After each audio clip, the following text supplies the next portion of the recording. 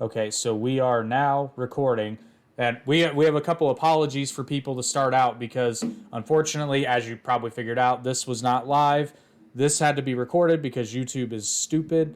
But the next episode and going forward will be live, and this is the first full podcast on the new channel. So welcome everybody. Down the Middle is back finally. Down the Middle has come back. Not to YouTube Live, but we're getting there. It's still to YouTube, but It's not live. It's still YouTube. But anyway, you wanted to say something, and then we were going to get into wrestling. First off, guys, I want to personally apologize. Over the last 3 months, I've been lunatic crazy working 60 and 70 hours a week. And it's not just taking effect as in the podcast, but as in like my personal life. Like right now I'm shooting from my vehicle Because he's dedicated to the show. I'm dedicated to the Down the Middle galaxy. Down the down the middle borough as it is now. The bureau. We're not quite. It's a galaxy. Okay. We're starting out little. Yeah, right now we're like the down the middle fire pit. Fire pit. That's fine. But we'll get there. Yeah, eventually. But yeah, I just wanted to apologize to everybody because we haven't been active, but on my fault. Well, and then, like, I'm not saying it's your fault, but I took the opportunity to move the channel over because it became very clear to me that, because I was posting Arte stuff, but mostly it was posting wrestling, and somebody actually said, they're like, so are you a wrestling channel now? And I'm like, well, no, it's everything. And they were like, well, that's confusing. I was like, yeah, you probably got a point. Yeah, you got a point there. So Down the Middle has its own channel, so no more confusion.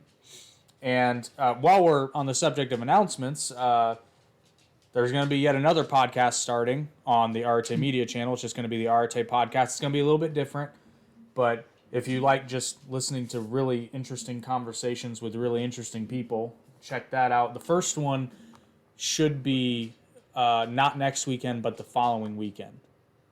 Ooh. So that'll be live, and I don't think I want to give away what it's going to be about. Basically, I'm going to get a talking to from somebody. But anyway, so first and foremost, this is just going to be kind of like a catch up on wrestling sort of thing, because I'm not going to lie, I've been a bad boy. I haven't even watched everything, but I watched wrestling this week, but I pretty much haven't been because I've been busier too, but I'm not going to lie, watching wrestling had become kind of like a chore because it's not the greatest. Although I will say I watched Raw and enjoyed Raw thoroughly. Yes, Raw. And see, in my opinion, SmackDown is more enjoyable than Raw right now. But I think that's just because all the bigger names are on SmackDown. I'm not saying there isn't big names on Raw. It's just, in my opinion, there's not a lot of things that are catching my eye on Raw. Yeah, but this last week's Raw was just a solid show. It kind of reminded me of 2006 when, there may not have necessarily been anything big going on, but I was entertained and I was engaged through pretty much the entire show. And when I wasn't, at least the match was still good. So it was enjoyable that way. What's funny you saying that is WWE posted on our YouTube just like 2-3 days ago. I think Thursday it was. Wednesday. They posted a remake of the 2007, like the intro, but it was modernized with the new stuff. Yeah, I've been getting the sense, and I know that Vince McMahon's return, and trust me, we'll get into that more later. But I noticed since Vince left originally and Triple H took over, they'd been, well, not really all that slowly. They've been going back to things that worked in the past and in a good way. Yes. Like they were getting rid of a lot of the PG. Now getting rid of the PG was a little bit more gradual, but they were getting back to what I would consider closer to, mid to late 2000s Raw and SmackDown. Now we'll probably still not go get the blood. We may get it eventually, and I'm not saying, and this is the knock on Moxley. We don't need blood every week.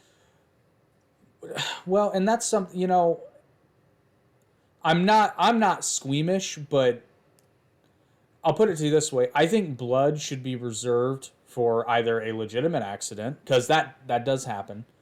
Yeah. Although it's funny as hell, because it seemed to me for a while there, when WWE first said they weren't doing blood anymore, everybody was bleeding like crazy. Like there was blood all the time because of just legitimate accidents. Well, it doesn't help when what was it not Mania, it was SummerSlam or Survivor Series when it was Orton and Brock Lesnar, and he legitimately busted him open and he bled like a sailor. Yeah, no, that was, I'm okay with WWE not really having a lot of blood, because if you want blood, just watch AEW, because trust me, it'll be on there. Yeah, there's somebody bleeds on every television show, and somebody bleeds every other match on a pay-per-view. So exactly, there's plenty of blood if that's your thing. Just watch AEW. But I'm gonna lay into AEW a lot this episode. I thought. Hey, remember just a few years ago when I first started this, you were an AEW guy? I still am. I want to be so bad. Yeah. I want to be an AEW guy so bad. And I think that's probably why it makes me so mad, because they have everything they need. They're just being stupid. Now, Vince McMahon may have just given them the biggest gift of all by coming back into WWE actively. Well, not exactly, because Triple H is still in creative control. I know. Control. Now, I think I said may have. Okay, that take that back. Well, and here's the other thing. So it seems pretty clear now that Vince McMahon has returned because they're gearing up to sell WWE. Now, once that happens, I'm going to be honest. I'm going to make a prediction here. If WWE is sold to some big corporation, like it looks like the leading contenders are like Disney through 20th Century Fox or NBC Universal, which NBC seems the most likely. Well, here's my thing on that real quick. If I were to pick one of them, I would love to see Disney buy it. The reason why, you cannot tell me that you wouldn't love to see a WrestleMania at Disney World, then move like a bunch of their rides and stuff and just have a WrestleMania inside of Disney World. You can't say they don't have enough room to do it. You know what? I was getting ready to give you shit for saying that, but you're not wrong. That would be pretty sweet. The only problem with Disney owning it is that I can't see either one doing a stellar job with a wrestling company, but I just can't see Disney getting that right. Now, I could be totally wrong, but I'm looking at what they did with Star Wars, looking at what they've done with Marvel for the most part. Okay, and I see what you're getting at, but you can't tell me that you wouldn't love to see that view. Oh, I would. Of the big castle right behind it. I would. Now, if this is what I'm hoping, if one of these big companies buy WWE and hire Paul Levesque to be head of creative, head of talent, or at least put him in charge of creative and talent relations. Obviously, he can hire somebody to do, because you really can't do both effectively. I'm looking at you, Tony Khan. If Triple H is in charge and actually has authority to make those decisions, and they actually leave him alone and let him do it, I think they'll be fine. I know they'll be fine, because they'd have even more money to work with, and that'd be great for WWE superstars, because if you're owned by Disney, I mean, we need a big, burly-looking motherfucker for this movie that we're doing. Oh, there's 70 of them right there. Take your pick. You know? Hey, and now I can say that my favorite princess is Alexa Bliss. Oh, Jesus Christ. Okay, I actually wanted to start on this note, but we got a little sidetracked. Obviously, we have to talk about it, and it's so damn sad. The passing of Jay Briscoe. Okay, yep. Yeah, that's And see, it was so like I had seen something about it, and I'm like, I kind of blew it off at first because I wasn't sure what it was. I thought it was one of them like fake news things. yeah. Like one of the chats I was a part of that we talk about a bunch of wrestling. Like they start posting there, and I'm like, oh shit, it's true. You know the reason I didn't really not it's not that I didn't believe it, but I didn't think it was real at first because it's unfortunate, but usually when a wrestler dies, there's usually some sort of substance involved. This, that, and the other, and I'm like, Jay Briscoe? Nah. But then it came out that it was a car accident, and now that's bad enough. But then one of the reasons I watched Dynamite this week was I was like, oh, they're gonna do a Jay Briscoe tribute, surely. Nope. They did it on the Dynamite or something. No, they after Dynamite they taped something for Honor Club. Now, here's the thing. I have read reports of this and pretty much all but confirmed it through Jim Cornette's show. It appears that the Briscoes were on the short list to be brought into AEW when Tony Khan bought Ring of Honor. The reason they weren't is because I forget what year it was, but mid 2000s. Jay Briscoe had tweeted something. I heard Jim Cornette talk about it before he died, and I thought, even then, I thought, wow, that was stupid. Like that, it became such a big deal. Long story short, the story goes that Jay and Mark were doing a Ring of Honor show in New York, and apparently there was a pride parade going on, and it was a pain in the ass to get anywhere. And at the time, Jay was, I guess, like really heavy duty. I think he still is like a heavy duty Christian, but like hardcore into the like. It was that time when the fundamentalist Christians especially were just super anti-gay marriage and all that, because this is before it was recognized. I don't even like to say legalized, but before it was recognized federally. And he basically just made not even a joke, but just an aside comment about I think the tweet was and he didn't use the nice word for it, but there's gays everywhere, something like that. Now, since that tweet, it has been taken down, even at the time. He had publicly apologized for it, and after Jay's passing, there's been a couple of people, but at least one openly gay wrestler that I know of that made a statement and said Jay was nothing but gracious and accepting and blah, blah, blah, blah to me. He was in no way, shape, or form a hateful person, this, that, and the other. Apparently, some executive at Discovery, which is now the parent company of TNT and TBS, the story goes that this executive said they did not want Jay Briscoe on television because of a tweet that was taken down and apologized for, mind you, at the time, not recently, because of a tweet that was at least 10 years old. I think it was older than that, but at least 10 years old. Actually, it would have had to have been, but let's be generous and say it was at least 10 years old, probably closer to 15. Yeah. And because of this, not only did the Briscoe brothers not get brought into AEW, which the Briscoes in FTR, the Briscoes in the Young Bucks, programming for years. When Jay passed and they wanted to do... Now, this is the story. I cannot prove or deny this, but this is what Jim Cornette was talking about, and I'd read other similar reports. Because of this executive, they were told specifically they could not do a Jay Briscoe tribute show like they did for Brody Lee, nor could they show any highlights of Jay Briscoe on AEW television. They were able to get away with the armbands that I saw pretty much every wrestler wearing. And Jim Cornette said, somebody, somebody, let me know who he is, and I'll out this motherfucker on my show with any contact information I can get my hands on. I completely agree. WWE did on NXT the day it happened. They said something about it. I was wondering, because I haven't watched NXT or SmackDown yet, but I was wondering about that actually earlier today. They said that they'd heard the unexpected that Jay Briscoe had passed away.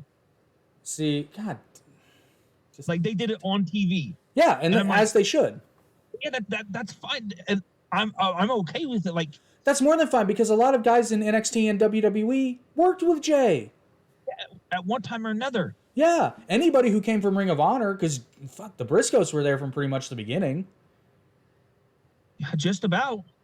Like within a year or so, like because they were there. I know they were there in 2004. Wow, that's I didn't hear any of that stuff that you told me. Yeah, and I can't believe, like say there's more than one executive at Warner. Which none of you fuckers had the balls to say this is stupid. Like, really? We're going to not be able to celebrate the memory of probably one of the most beloved people in that industry over a 10-year-old plus tweet that wasn't even that bad, was taken down and apologized for at the time. Really? Just wow. Fuck you guys. If that's what really happened, like that's so that just it's sad. Like we were already sad, but now we're angry. Yeah.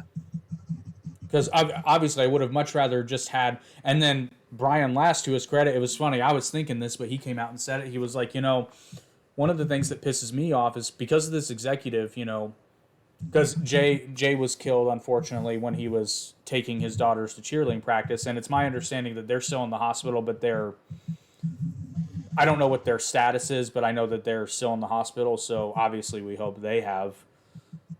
Well, see, all I knew, and this is from what I knew, that he'd gotten a wreck and then he passed away. 2 other people did too. I know that the driver of the other car passed. Okay, because I didn't know who all was in the vehicle with what happened. Yeah, he was taking his 2 daughters to cheerleading practice. That's what I was told by Jim Cornette on his show. Wow. And it was really heartbreaking because Jim, you could tell he was emotional when he was starting talking about it, but then he read a letter from somebody in the same town in Delaware that the Briscoes lived, and he got understandably very emotional. Because the guy was essentially saying, it's like, it's like, yeah, we knew they were wrestlers, but to us, they were our neighbors. They were our friends. They were pillars of the community because they have other businesses there. You know, they're on a legit chicken farm, and apparently they own a landscaping business and all this, that, and their family is like this all the time. Wow. It's so sad. And then it just, like, now they don't even get a chance, the people in AEW anyway, don't even get a chance to have that tribute. Yeah. Because, like, a lot of the guys that were part of AEW now, which is Ring of Honor guys, share time, hours and days, weeks probably with this guy. And it's like they can't even do an actual show. Well, and I'm certain that New Japan will do something because obviously the Briscoes through Ring of Honor went over to Japan plenty of times. Yeah, plenty of it. And had some of the best matches. And it's so funny because I remember thinking when I first saw the Briscoes, which was right when I started getting into Ring of Honor, again, because obviously I'd seen some of the DVDs, but when they had the regular television show, the first match of theirs I watched, I was like, damn, these guys are good. And I should not like them, but I do. Yeah, there was just something about them that's like... It's because they were good and they could wrestle anybody and have a phenomenal match. And they were different, but not in a bad way. But they were very distinct. Like, you had to watch the Briscoes. Yeah. And, like, I would have loved to seen a New Day Briscoes match. That would have been so great. And I'm wondering, too. Now, and Jim kind of alluded to this. He didn't come out and say it, but I guess the tweet was one of the reasons. I think he said that at the time WWE was looking at them, and then because of the shit show of the tweet, I guess that was part of the reason. Well, I had watched a video of actually Jay talking about like before he was passing years ago, that talking about was them going to NXT, Mm. in that he didn't want to because of the creative part, how he wanted to have his own say so still in creative control. Yeah, and I can see that. And Jim had actually gone in and said, obviously that wasn't the only factor, because he said rather selfishly, being in Ring of Honor was a perfect fit for them, because sometimes, he's like, sometimes they turned down going to Japan because they didn't want to be away from home that long.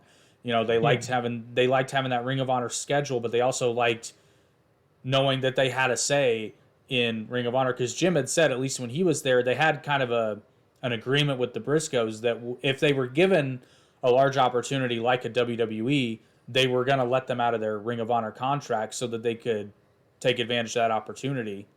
Yeah. He says, but they never did. So, but it's a damn shame for on multiple reasons that we didn't get to see them in AEW over a stupid fucking tweet. Yeah. Like, I'm sorry, not sorry, but if a tweet's gonna ruin your day, let alone your decade, you got issues. Wow. Like, go to therapy, my friend, or fucking do something. But yeah, eat a dick. Like, goddamn, that's ugh. That made me so mad when I heard about that. Because, like, could you imagine if Brody Lee had tweeted something like that and they couldn't do his tribute show? Oh, God. That would, but again, it's so stupid. And I understand why AEW, and I'm not blaming Tony Khan or AEW, I understand why they didn't say fuck it and do it anyway. But the Briscoes were still part of AEW at one point, weren't they? Because they wrestled FTR. I think they did that in Ring of Honor, though. Oh, okay. They did it as Ring of Honor, but they still did it on live TV as. Oh, did they? I don't know. I didn't know that. I must have missed that one. Or was it on pay-per-view? I think it was a Ring of Honor pay-per-view. Maybe it was. Yeah. Because I was pretty sure they were pretty adamant about Jay Briscoe not being on TV, which is just so stupid. I mean, and like, here's the evil capitalist in me coming out. It's like, really? You don't like money? If somebody is going to make me millions of dollars, I'll let them come into my office and insult me daily. Just bring in that money. I don't care. As long as you're not fighting me, I don't care. Yeah, for real. Although, I don't know. If I got a couple $1 million, I'd probably let Jay Briscoe punch me in the face. It sucked. It sucked, but I mean, we're talking millions of dollars. Just be like, yeah, you know what, buddy? Just try to avoid the eye. Yeah. Wow. Thanks, Jay. Keep bringing in that money. But anyway, we had to touch on it. Sucks that we have to. But now let's shit on AEW. I'm telling you right now, I was so... Oh, go ahead. A whole series on AEW. We do like a whole, like a little season. 8-episode season of just shitting on AEW. Well, it's so frustrating to me because, again, it's not like shitting on an indie where you can just be like, well, what are they going to do? Like, they're working with what they got. AEW has everything they need. They have all the talent. They have all the money. They've got the TV. They've got, and yet they're stepping over their own dicks. Oh, I just unintentionally quoted CM Punk. Oof. Yeah, because that's what he said. And, well, this week's Dynamite was a perfect example. So, what should have been a good show, first of all, they start off, Tony Khan, I'm getting real sick and tired of you shitting on Jay Lethal. Like, at this point, just don't even put him on Dynamite, please. Just let him go do Ring of Honor pay-per-views. It'd be better for him, frankly. And why Jeff Jarrett's palling around with them, I have no fucking idea. Who knows? I think it's because of the TNA thing. Probably, but they're not acknowledging it.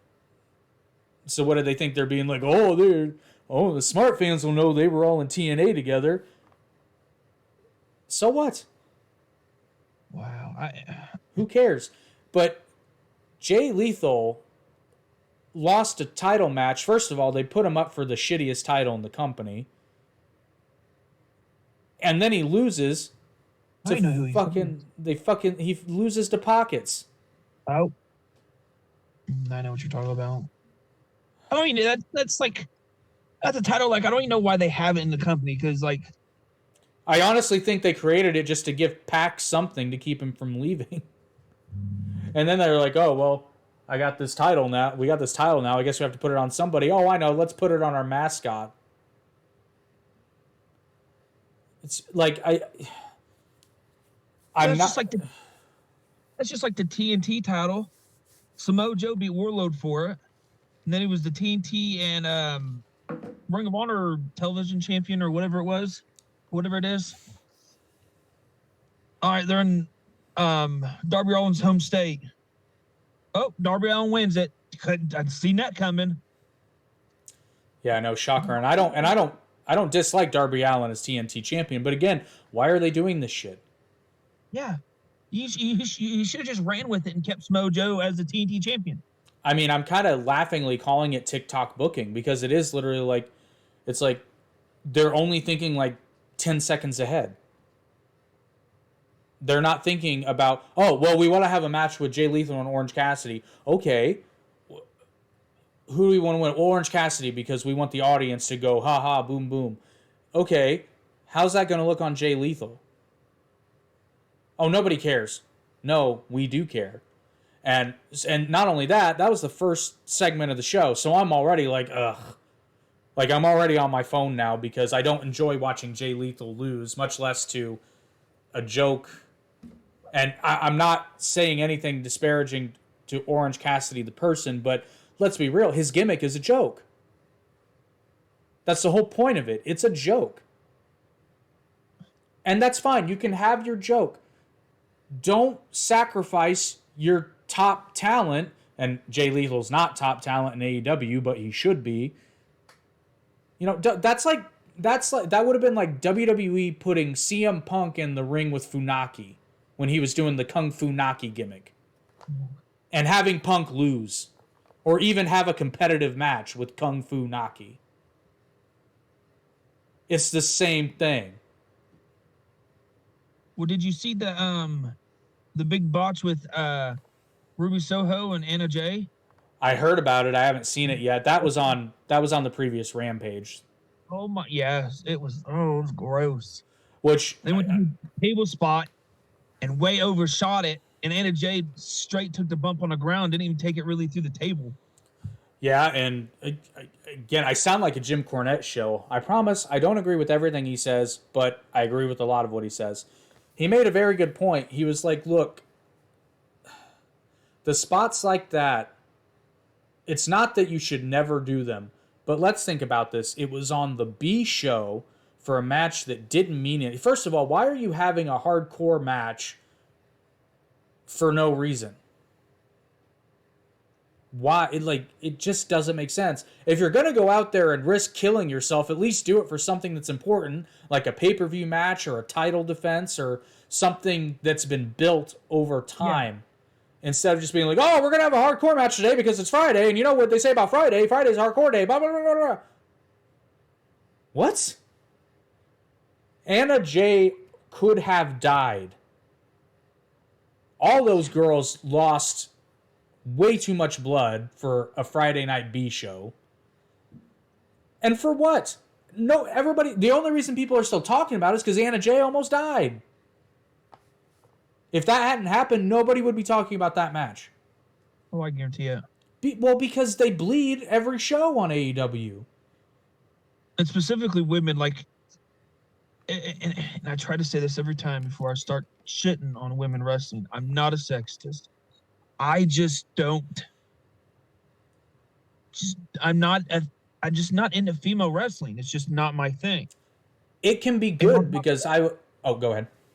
And on top of that, like, females don't, they're not they're not bladers. I've seen it done where it was good, but like here's a good example of the opposite effect. We were talking about, and this was unintentional, but we were talking about the match that Bianca Belair had at WrestleMania. That was phenomenal. It was hard hitting, it was rough, but again, that was at WrestleMania for the World Women's title. Not on NXT UK. No. Not to shit on NXT UK, but let's be real here. Well, and then I'm also reminded of like that hardcore match that Ty Conti had, the previous one, where it was like, and she almost killed Penelope Ford doing a table spot. Nobody was talking about that match. Now, granted, that wasn't as bad because nobody was talking about that match afterward, but I was watching it, was like, oh my God, she almost killed Penelope Ford because they couldn't make the table break. And instead of just moving on, they kept trying to do it. So not only did it look like the shits, by the time they got the table to break, like Penelope Ford's lucky she didn't break her neck. Or her spine, rather. Yeah. And I don't even know. The Paige came back. I'm still calling her Paige because well, Saraya is her actual name. Yeah. And don't get me wrong, I like her. I like her as a wrestler. They do nothing with her. Yeah, I know. It's the weirdest thing. And they're getting ready. They're getting ready to turn Sheeta heel. Well, they had her face Britt Baker, and she beat her. Woohoo! This perfectly encapsulates Tony Khan's booking. They did the same thing with CM Punk. Yeah, literally the same thing with CM Punk. He came back. He did his talking for weeks. He had his one match, and then he was stuck in tag matches, and then he won their AEW World Title. TikTok booking. I guarantee you, I give it a month, if not a couple months, Paige will be the Women's World Champion. Yeah, but then she'll lose it again. Yeah. Because again, it's TikTok booking. Because they're like, oh, we just want the views. We're not thinking about story. We're not thinking about long-term effects. We just want the views for this clip. We want this clip to go viral.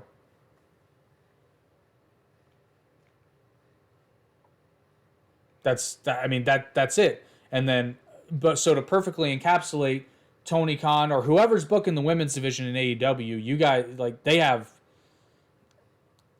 shouldn't be booking. I'll put it this way. So you've got Britt Baker, who for some reason is still a heel in AEW, even though the entire audience loves her more than anyone.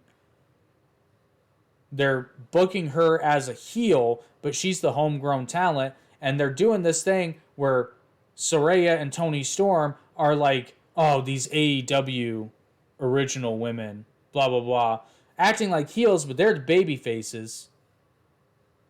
And so they're fighting Britt Baker, who's the AEW original, but who's the heel in AEW, as opposed to doing what makes sense, turn Britt Baker face, which would be the easiest thing in the world to do because she's the AEW original, and the ex-WWE girls are coming in and trying to run the show. Audience should be eating that up, but for some reason, they still want Britt Baker to be a heel. I don't understand the booking. But she's not a heel. They're calling her a heel, but she's not a heel.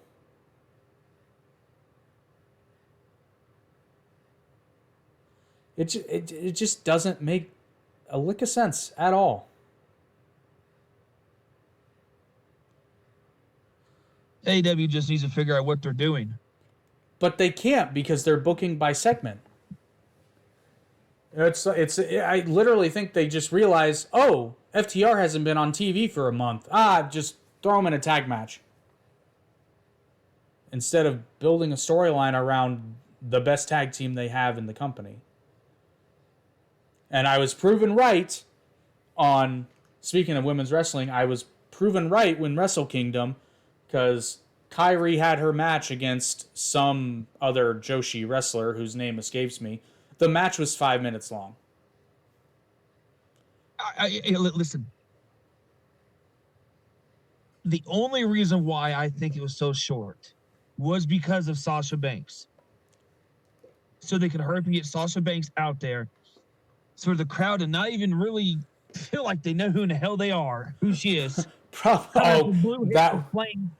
Man, My daughter could draw better flames than that. Man, that was brutal. That place, you couldn't. I mean, oh my God! Even the crickets were quiet. And I'm listening to her give that promo, and I'm just like, this is painful. I'm like, what? She was in WWE, right? She knows how to talk. At least she should know how to talk. That's what I was thinking. I was like, you came out of the Dusty Rhodes School of giving promos, and that's what we got. First of all, when she said, give me a microphone, I'm like, you know you're in Japan, right? Like, yes, some of the audience will understand you, but what? New Japan doesn't really do promos that often. So I'm like, why are we doing this? Especially after that botched finisher she did on Kyrie, which, I mean, mistakes were made. You know, it happens. But I would have been like, get me out of here. Oh my God. But and going to the women's match, I got to start a new meeting here in a second. I'll just say this. Like, that match encapsulated everything that was wrong in wrestling. It was obvious cooperation. There were points where one of them was literally standing, looking at the other one, waiting for them to get to them. They would elbow each other in the face and just beat the living shit out of each other, and then they bounce back up and be like, oh, I'm fine. My makeup isn't even smeared. Wow. And it was 5 minutes for what? And it was a title match. You had a 5-minute title match on your biggest show of the year, which tells me everything I need to know. New Japan is doing this for tokenization because they want to appeal to that 0.01% of the audience who goes, we want girls wrestling. Who ironically probably aren't even in Japan. They're probably catering to an American audience. I'm going to start a new meeting, buddy, so we'll be right back. Yep.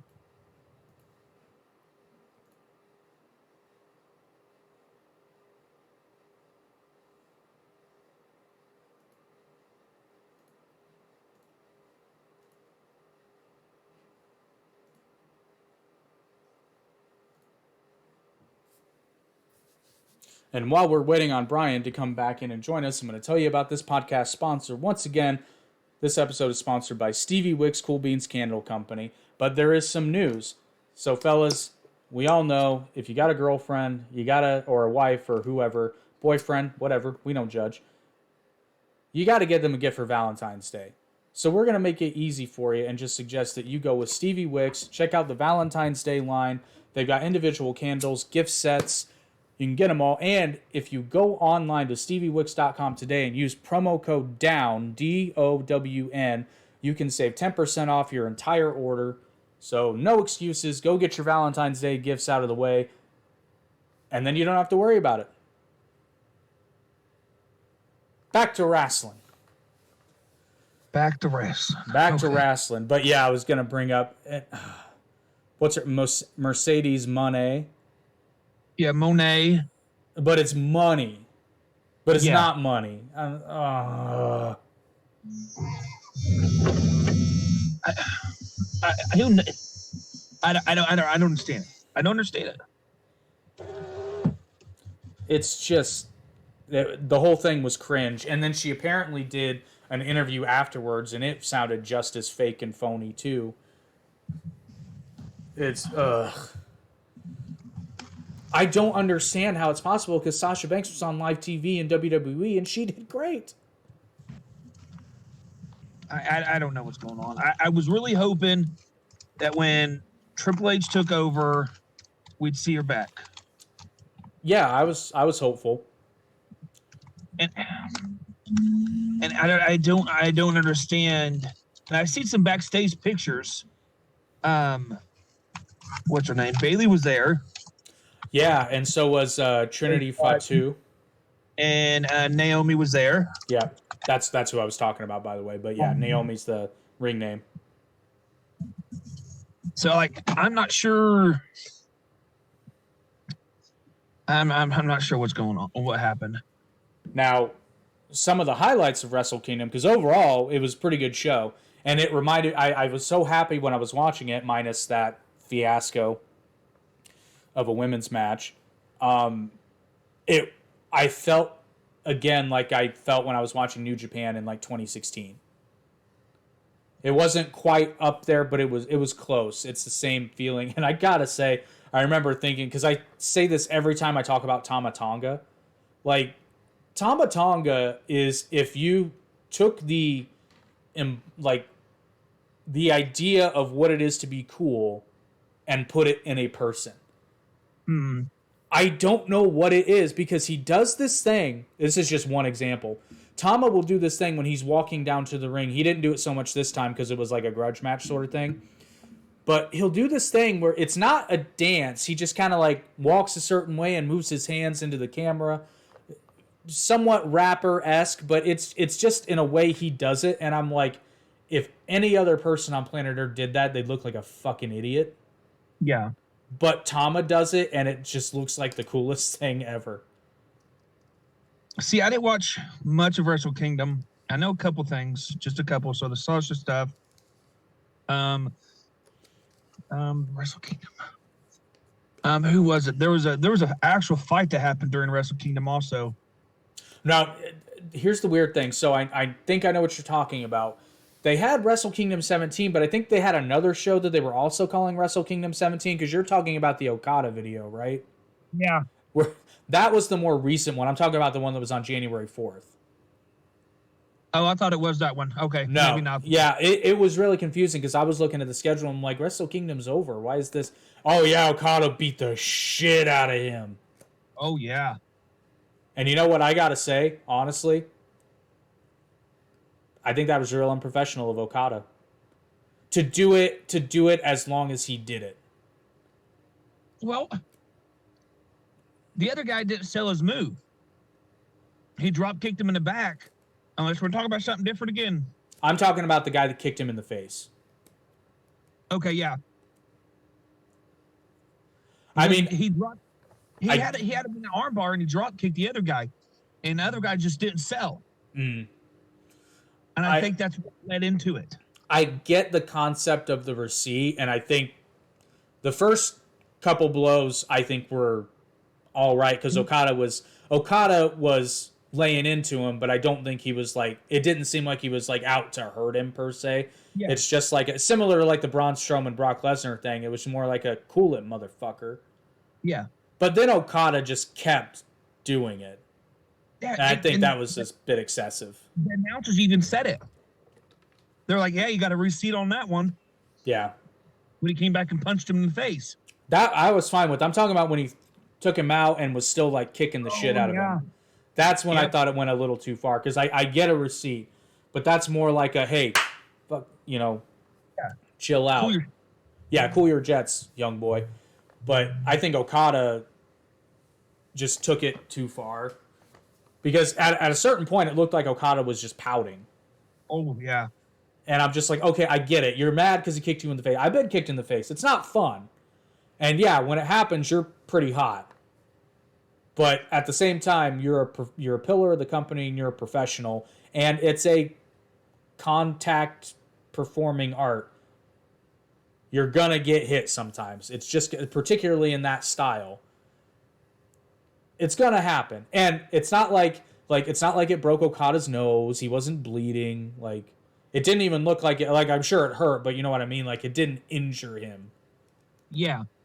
I mean, John Cena got his nose broken, and he didn't start punching Seth Rollins in the face. No. Well, no, it was against Seth Rollins. Never mind. Yeah, he took a knee. Yeah. I thought it was. I was thinking it was from CM Punk taking a GTS for some reason. Oh, you know what? It might have happened twice. But the point still stands. Like, Cena didn't start wailing on him. He continued with the match because shit happens. As they say, that's I mean, it's a contact sport. You know? Yeah. It's like you don't. There's a saying that we go by. There's a difference between stiff and snug. Precisely. But yeah, but Wrestle Kingdom overall was a good show. Although it's funny, I'm gonna praise and shit on this match at the same time. So overall, it was good. You saw Kenny Omega against Will Ospreay for the IWGP United States title, and this match was both very good. But the problem was, it was 3 wrestling matches in one. It was way too long, and they had 3 finishes of this match. But here's the thing: I knew it wasn't the finish because Kenny always has to finish with the one-winged angel. Even though it looked like he'd knocked Ospreay the fuck out. And Ospreay's real good at selling that. I will sing Ospreay selling praises forever. Because Ospreay will take a lariat and make it look like he got hit with a fucking truck. And he does this really, it's very subtle, but Ospreay has this look that he can do where it's like, he's functioning, but it's not there. It's like, it's very much a punch-drunk look, and he does it extremely well. But then he jumps up and does like a triple moonsault kick. Yeah. And Kenny... Again, I was proven right with this match because I'd said... A long time ago, I had said, Kenny in New Japan was very good because I think they held him back. They held him back from going too far into his worst impulses. And that was this match. He did some goofy facials, but he didn't do a lot of it. He did some goofy shit, but he didn't do a lot of it. The here's Johnny through the table was really fucking stupid. But again, Tama Tonga could have done it, and it would have been cool as fuck, but I digress. But yeah, the problem with this match was it was just too damn long. A lot of stuff looked really good. The psychology was all right. I was rather disappointed with the Japanese referee when he wasn't counting when they were on the floor for 3 minutes. And they're supposed to get a 20 count. See, I didn't see the full match. I've seen bits and pieces. Oh, I sat through that whole thing, and that was whew. I think it was legitimately 45 minutes. Wow. It felt like it. If it wasn't, I can't remember if it was a 30 or 60 minute time limit, but it felt like an hour. I mean, it kept going. And at one point, it looked like Ospreay was going to win, and I was like, oh, cool. Then it looked like Kenny was going to win, and I was like, oh, okay. And then by the time the finish actually happened, it was like, Jesus Christ, it's over. I don't care who won. I just want it to be over. Move on. By the time it ended, I was just like, God, I don't give a shit who wins anymore now. And the weird thing was, that's what the audience sounded like too. It sounded like by the time it ended, they were just happy it was over. Yeah. Like they took a match that would have been really, really good and overstayed their welcome. So by the time it ended, the people were just over it.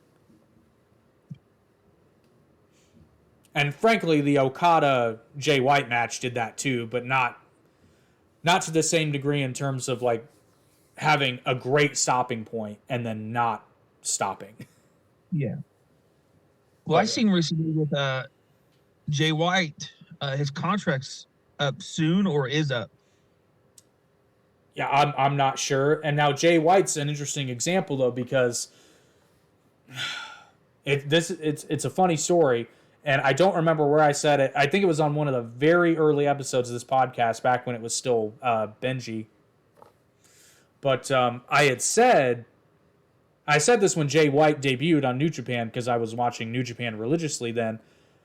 His first match, I just looked at him. I said, that guy is going to be, like, he's going to be a guy. But he looks too young. He needs to grow a beard. It was so funny because I said that out loud. Then he went on excursion because he's that product of the New Japan Dojo. So he went on excursion, came back about a year later with a beard. Yeah. And then they did a storyline where he became... This was over the course of a few years, but he became leader of Bullet Club. And he's arguably... He's one of the top guys in New Japan. Now, I don't know where he could go and be a bigger name than New Japan. I don't know. He can't go to WWE. I mean, he can, but he'll get lost in the shuffle. Yeah. And if he goes to AEW, he's just going to be like an Adam Cole before he came back, because I think they're actually going to do something with Adam Cole now. Hopefully they do. Well, there's another thing.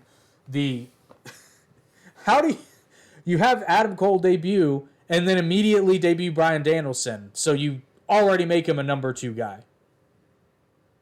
And I'm not talking about ability or anything like that, but a guy who, like, he came from NXT and Bryan Danielson came from WWE and retirement. So instantly, Adam Cole becomes a number 2 guy by comparison. It's just TikTok booking. Yeah, at its finest. Speaking of WWE, I'm wondering what they're like, how they're building their stuff up right now. Like, I think. Oh, go ahead. Because what I see so far said they're setting up for WrestleMania. I think we're gonna get Logan Paul and John Cena. I think we're gonna get.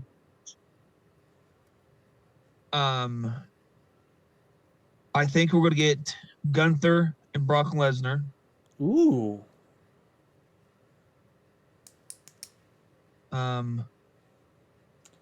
I have a prediction.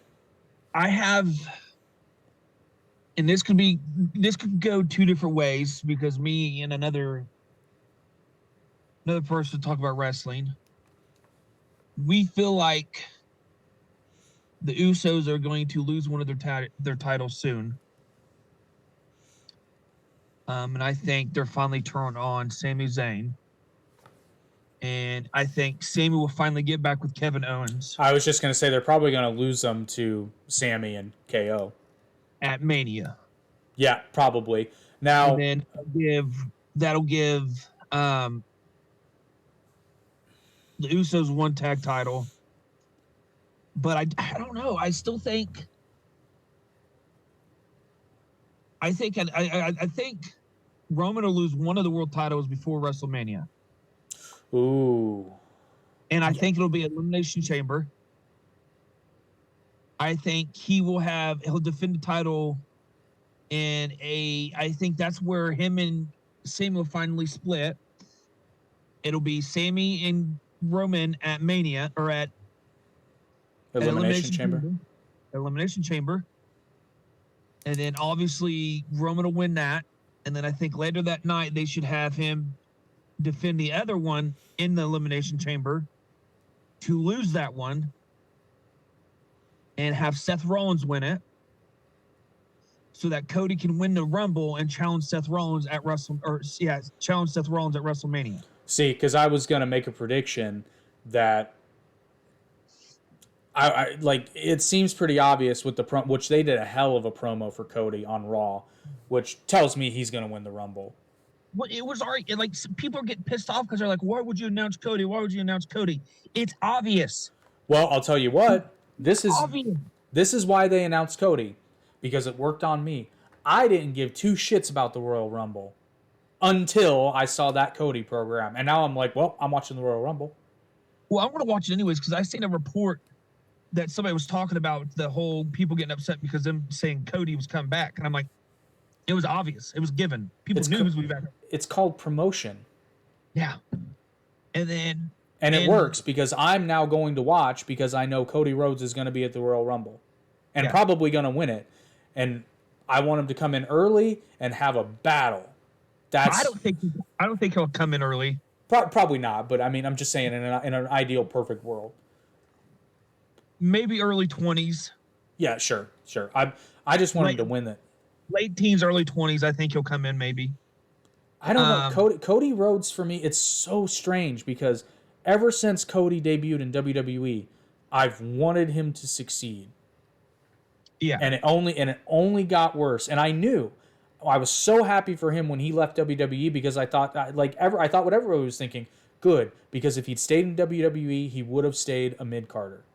Yep. No ifs, ands, or buts. I got to enjoy watching him on the Indies in Ring of Honor, wrestling these indie legends, and seeing, oh, Cody is that good.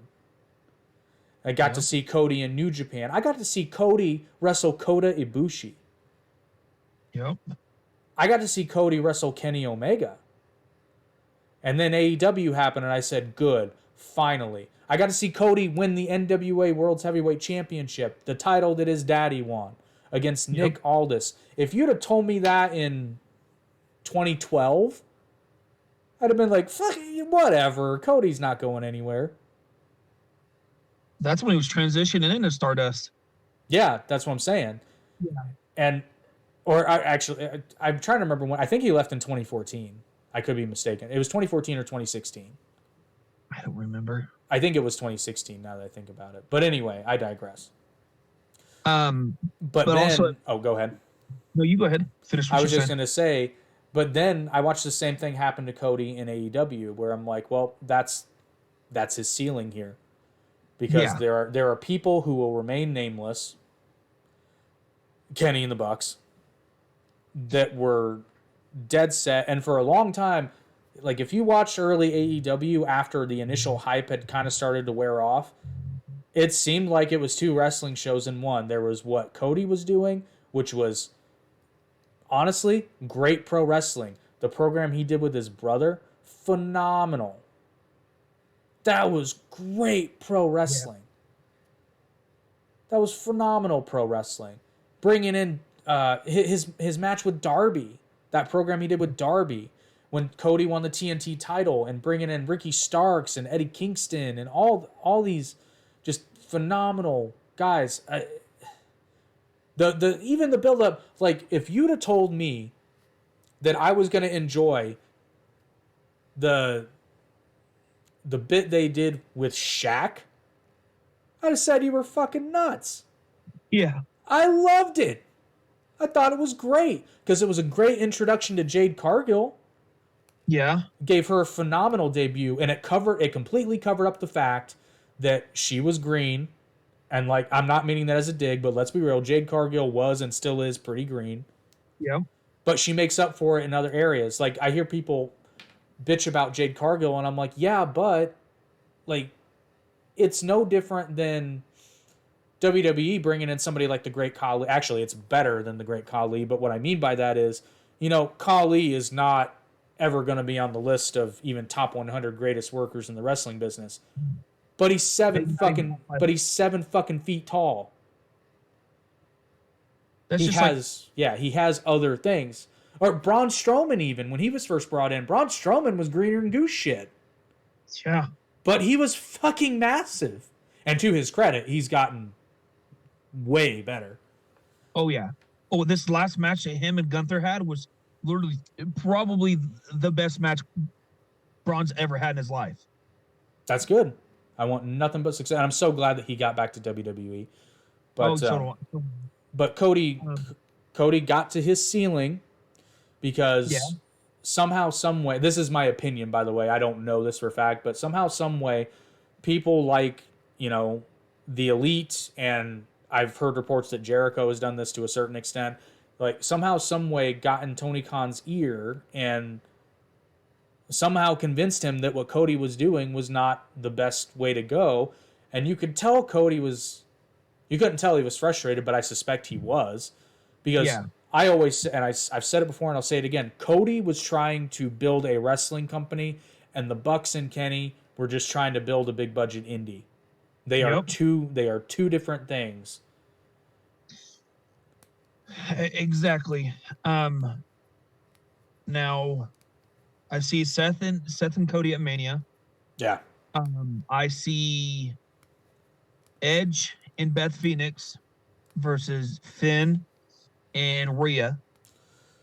I'm going to touch on one thing real quick, and I will start out with saying that I don't know how I'm wrong, but I'm wrong because of the reaction that it's getting. I don't understand what they're doing with Dominic and Rhea, because every time I see it, it's cringe as fuck. I think it's stupid, but the people are eating it up. It doesn't work, though. It doesn't work. It's cringe as fuck, dude. And now Dom's like this fucking hardened criminal. It's so stupid. It's so stupid. People are eating it up though. I know people are eating it up. That's what I'm saying. I preface with, I know I'm wrong. I just want someone to explain to me how I'm wrong because I don't see it. It's so stupid. I think he's just trying. I think he's trying to play his own version of Eddie.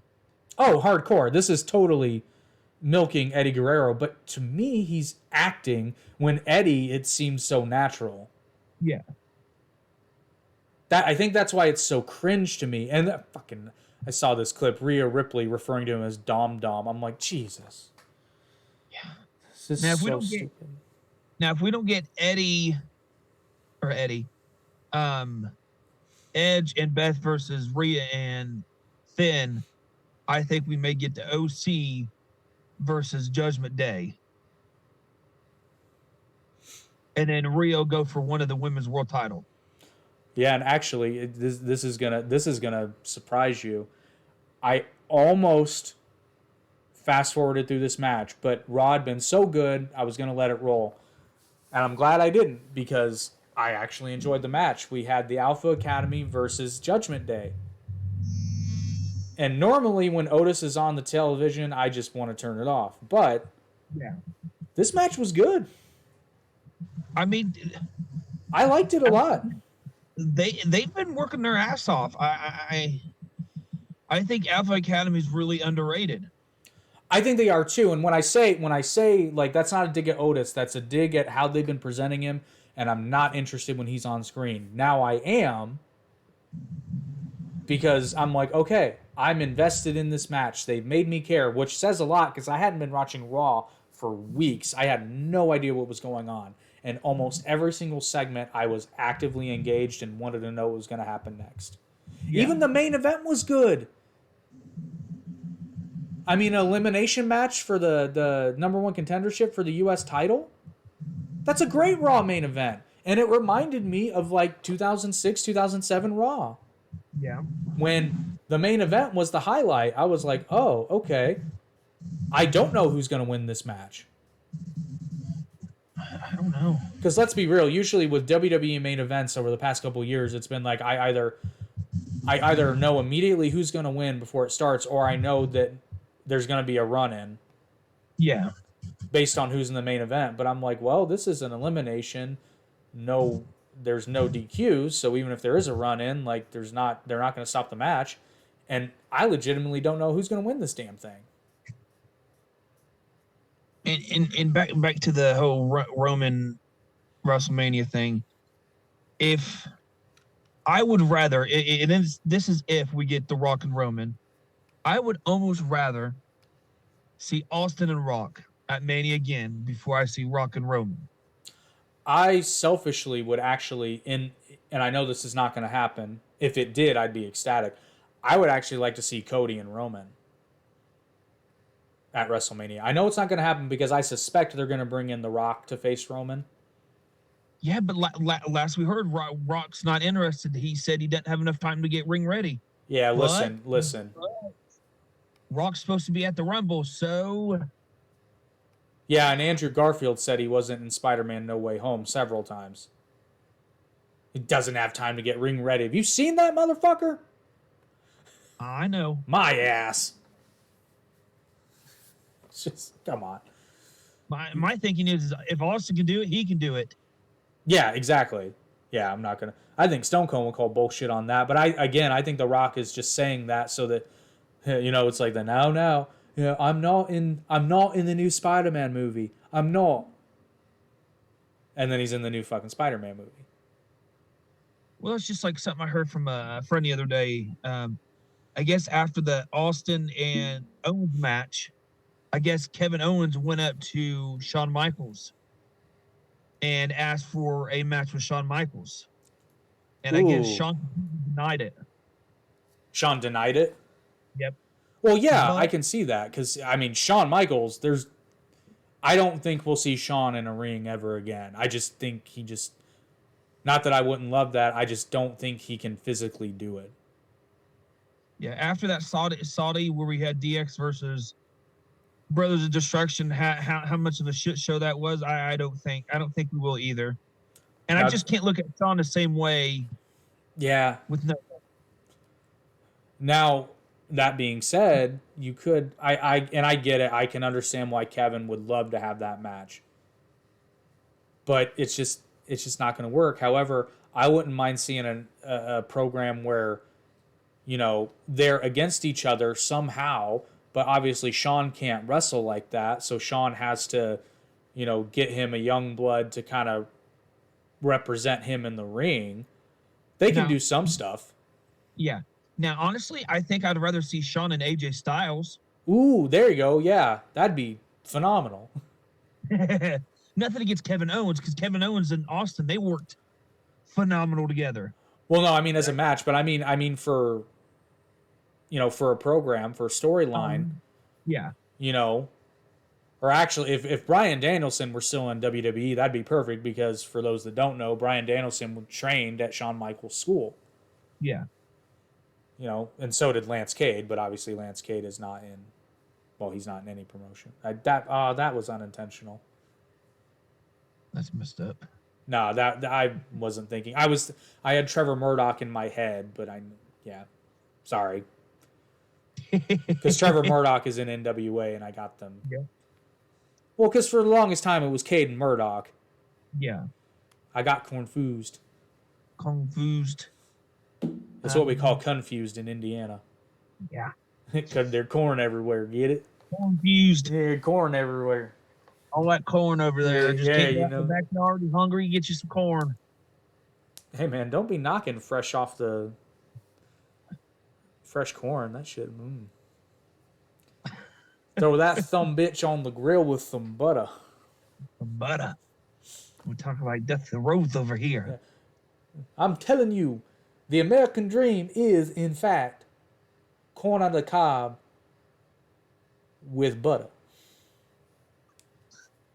Oh, off topic, off topic. And the youngest Rhodes son finally achieving that dream of winning the WWE World Heavyweight Championship, baby.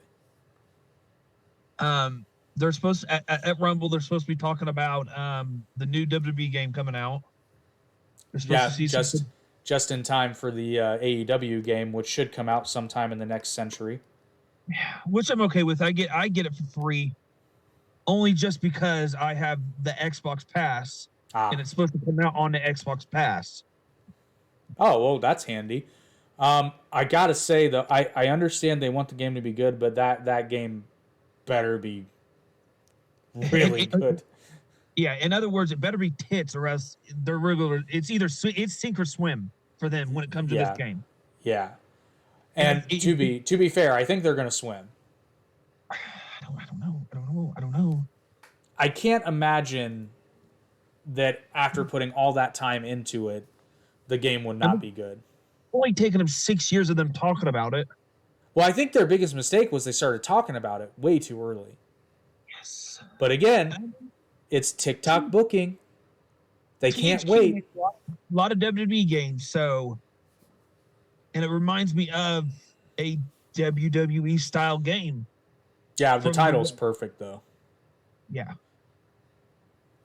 The title is perfect. But yeah, I think their mistake was they started talking about that real early on, like when they didn't even have concept. Yeah, within like a year. Yeah, and I thought even at the time I was like, there's no way you're that far along in it. Well, and then I had heard some rumors about FTR they were in the game, but then they're not in the game, and I can't verify that. It might have had something to do with contract status, which that might have changed. I don't know, but who knows if we'll even get CM Punk in the game. Now that I have heard talk that he was supposed to be on the cover, but obviously now he won't be. And oh my god, I don't want to beat this dead horse, but I'm still mad at AEW for what happened with CM Punk, because it's like, you fucking morons. You had the holy grail of pro wrestling. You had it. You had it in your possession. It's not like you messed up the deal. You had it and you fucked it up. The worst possible way you could have fucked it up. It's not like he's released. They haven't released him, have they? No, but that's probably because they can't afford to. I hope I'm wrong. I want to just state this. I hope I'm wrong. I think they're going to pay him to just not be on TV because they can't afford to buy out the contract. And I'm sure Punk is more than happy out of principle to just sit on his couch because, fuck, that's what he was doing before. Yeah. And, like, it's so stupid. Why can we not all... And I'm sure Punk would do it if they would, you know... I'm not even going to say apologize, but grant him the respect that he does honestly deserve. And just say, look, can't we all just be adults and make a few $1 million each here? Because it's just money sitting on the table at this point. Let's get over... And this includes Punk, too, if things went down the way some people say it did. Like, really? Let's give the egos a rest here on all sides. It's like Kenny the Bucks got a slap on the wrist. Yeah. They were going for like, what, 3 months maybe? Well, and then they were making fun of it on national television. Yeah, and I'm like, how does that make them any better? What are you, 12? They're not better. I still maintain I blame them and Tony Khan for the whole thing. I don't think Punk was at fault at all. And the reason I blame the company too, and I'll say this again, when the Elite went to his dressing room, whether they actually kicked the door or just beat it or came in or what, they had the number 2 person in the company and the lead attorney for All Elite Wrestling with them. What company are you running? Where the head lawyer and 3 of the 4 original executive vice presidents, the 4th of whom was Cody and is no longer with the company because you drove him out. You have 4 executives in the company allegedly bursting in, but there was something that caused an altercation, whether that was them busting in the door or saying something unruly to, at the time, who was their number 1 star, and that is not debatable. And I agree with that. What the fuck are you thinking? Over being butthurt over some comments he made about your friend? Who, by the way, he was right about? Like, what the fuck? Like, do you guys just not like money that much? Because, I mean, I'll admit, I'm a greedy capitalist pig, but, I mean, like I said, CM Punk wants to insult me on national television, and I get a couple $1 million? Fuck yeah, sign me up. Fuck, I'll let MJF do it for free just because it'll be funny as hell. Yes. Speaking of MJF, that seems to be the only thing they're doing right, and I think it's because MJF is telling them no on a lot of things. That spot he did with Brian Cage was brilliant when he handed him the money and then slapped him. And then Cage grabs him by the neck and goes, you want this? I'm like, this is such good heel shit. This is so good. Which is really, this is the sad part, and I'm not knocking MJF when I say this, but like, what MJF is doing is what all heels used to do. If MJF had been in the business 15 years prior, he wouldn't be special at all. I mean, he would have been good at it, but you know what I mean? Like, he wouldn't stand out like he does today. Yeah. I don't know. It's just, again, if I'm Tony Khan, Punk and MJF, as far as being on my roster, would have been the 2 guys where it's like, hey, fellas, I just want to make sure you're happy. You want another 0 on your contract? Just let me know. Somebody's bothering you? Just let me know. You want a certain type of candy in your dressing? You just let me know, buddy. Because I guarantee you the expense of keeping those 2 happy is more than worth it for the money they generate for that company. Oh, I guarantee it. CM Punk in particular, but there's no denying. I think MJF segments are still the highest rated segments now that Punk isn't there. And problem. Well, and when Punk and MJF were in the same ring together, just cutting promos, they broke the internet. Every single time. Every time. It was gold. Every single time. Well, buddy, you got anything else to add? Because we got about 3.5 minutes left on this meeting. I figure we'll just wrap her up. I'm about talked out right now. Yep, sounds good. So we'll just lead everybody out again. I apologize this wasn't live, so you couldn't join the conversation immediately, but be sure to leave any of your thoughts down in the comments. My feelings won't be hurt at all because it's the internet, and I've learned one thing about doing all this stuff on YouTube is, oh boy, people are mean, but I don't give a shit. So There was one comment on one of our shorts where I don't remember exactly what they said, but it was essentially like, you two look exactly like the body types for wrestling fans. And I'm just like, what the fuck does that mean? Wow. It's like, you clearly don't know that many wrestling fans, because I know wrestling fans of every shape, size, color, gender. Like, there's a lot more of us out there than you think. And besides, if you're not a wrestling fan, why the fuck are you watching wrestling shorts on YouTube? What I'm saying. Didn't think about that, did you? Well, anyway, as always, thank you for enjoying this episode of Down the Middle. We just love wrestling, man. I just want it to get better. I want to like it. I want to. It's just not. And I don't understand why. But anyway, don't forget, get your Valentine's Day gifts at steviewicks.com. Use promo code DOWN to get 10% off your order. Do it today. Do it now. Right now. And as always, if you enjoyed this podcast, be sure to like, share, and subscribe, especially on the new channel, because our subscriber count is pretty low. We'd like to get that growing. And plus, I mean, if you subscribe, you get alerted to all the things we post. And all of our podcasts on our little network are going to start doing a little bit more kind of exclusive non-podcast content. Just got to figure out how we're going to do that. And then, as always, if you prefer to listen to the podcast versus watch it, you can check us out on... I have a list now. Hang on. Amazon, Apple Podcasts, Anchor.fm, Audible, Google Podcasts, iHeartRadio, that's relatively new, Pocket Cast, Podcast Addict, Radio Public, Spotify, YouTube, and this one's not on Twitch, but when we live stream, it will be on Twitch. Ooh. But, well, we've been on Twitch, but nobody watches it on Twitch, so that's fine. I thought about just quitting it anyway, but... So, yeah, check those out as well. And, be sure to check out the kind of mothership of all of our little podcast networks, rtamedia.org. Link is in the description, as well as a link to steviewicks.com where you can use your promo code. Put it there to remind you. And as always, there's a link to this on the website as well. Check out our official merchandise store where you can get exclusive, authentic, and oh so sexually satisfying down the middle merchandise. I went for mine. Ooh. I'm waiting for mine. I know. I'm going to be placing an order for samples. I'll get you one there, buddy. Alrighty, everyone. Thanks for enjoying Down the Middle. We'll see you on the next one.